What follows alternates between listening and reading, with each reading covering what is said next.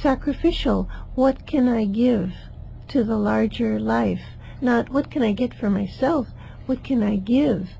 That should open up the horizons in one's view of life. Yeah, well, absolutely. And I think that's that perspective turns the whole perspective around from the individual selfish concern and for who was I in the previous life. A boring, probably very mediocre person. There. Well, exactly. I mean, it's probably a good thing we don't know or don't remember too much about the previous life, because we'd be so appalled by how ordinary we were, and or how stupid we were, and so I mean, it's just as well we don't know. And I think that memory of what we were in the previous life is deliberately blocked off, so that we don't have too much memory. Some people do have memories of previous existences. But why would you want to recapture? Just think about living a certain number of years in this incarnation and how much you remember that you probably regret.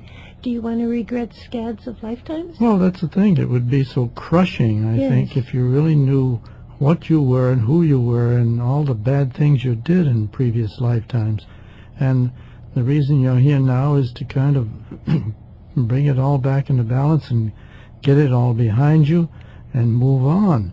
And so the perspective of the soul, if you can turn it around and see it from the perspective of the soul, because that's who you are really. That's why you're in this world in the first place. As a soul, you've come in for the purpose of sacrifice and service to what it says, those lesser lives. You are here to serve those lesser lives, and by that we mean the lives, the atomic lives, the molecule in your own body. You are the God to those lives, and it's your responsibility to serve those lives as well, and to help them, to lift them up and redeem and purify. I don't think we can talk about reincarnation without talking about death and the purpose of death, because obviously they go together. The writings of Alice Bailey say that there is a process that every person goes through after the death of the physical body and before return in another lifetime. And it's quite fascinating what is said about it in the Theosophical and Alice Bailey writings. She says that immediately after death, the individual, even the average person, we're not talking about some saint, but even just an average human being, becomes consciously aware of himself. As you're saying, he becomes aware once again, oh yes, I am the soul. We are so rooted in our physical body and our personality that we forget who we really are. But after the release of the physical body, we remember we are really the soul. We become aware of ourselves. And this is possible, she says, because we're freed of the brain aspect. With the death of the body, we no longer have to rely upon the brain to bring through these realizations. And so there's a more direct conduit, I guess. And she said that even for the lowliest, most undeveloped human being at that point, there's a moment of complete soul contact where the soul simply acknowledges the end of that particular incarnation. And the individual sees the whole experience of that incarnation spread out before him like a map. And at that point, it's said that the individual isolates 3 major conditioning factors in the life that has just passed, because these 3 factors hold the keys to his future. And they're called seeds, Alice Bailey says. Seed 1, she says, determines the nature of the physical environment, and thus the conditions that will provide the needed field of contact, the environment, the physical body, the set of physical circumstances. The significance of that is identified. Seed 2 determines the quality of the etheric or vital body through which one or more of the 7 ray forces can pass. and this will determine which of the 7 centers or chakras will be most active in the next incarnation.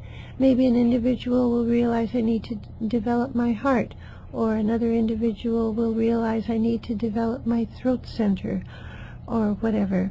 And seed 3, she says, gives the key to the emotional body. And this brings the individual again into relation with those that he had previously loved. Or we could say previously hated, because wherever there is hatred or a deep grudge against someone, there's a bond. And so we all have to think very hard about the people whom we most love or most loathe, because those will be our group in the future. We are bound to them until we can release them. And it's, yes, it's interesting, those 3 stages that you mentioned, because this forms the basis for the next lifetime. And it gives the where the incarnation will take place, and the family or the tribe, and the physical location, and the emotional stage, and the mental stage, and all of this is planned out in ahead of time by the soul before it undergoes the next life.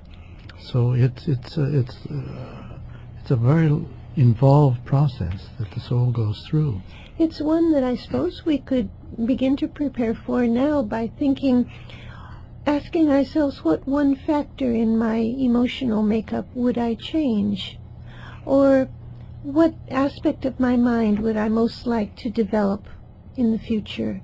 Or what factor in my physical nature, in the way I handle my body and the way it uses energy and force, would I change in the future? Those are what we carry over into the future, and all the rest is forgotten.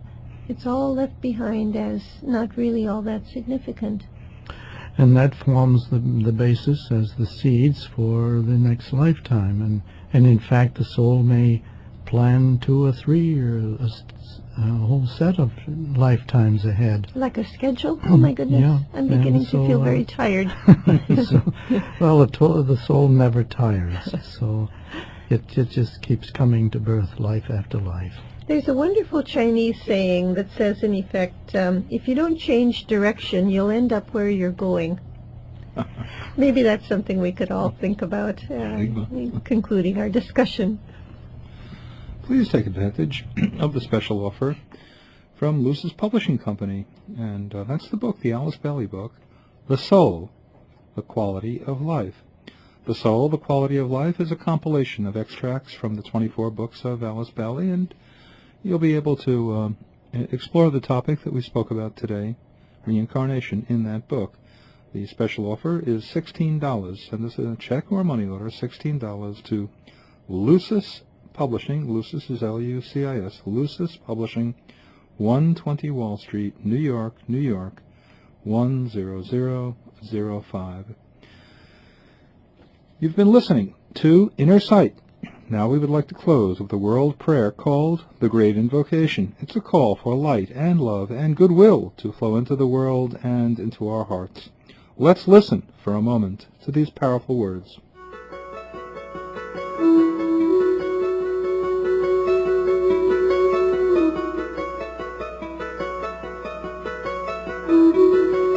From the point of light within the mind of God, let light stream forth into human minds. Let light descend on earth. From the point of love within the heart of God, let love stream forth into human hearts. May the coming one return to earth. From the center where the will of God is known, let purpose guide all little human wills, the purpose which the masters know and serve. From the center which we call the human race, let the plan of love and light work out, and may it seal the door where evil dwells. Let light and love and power restore the plan on earth.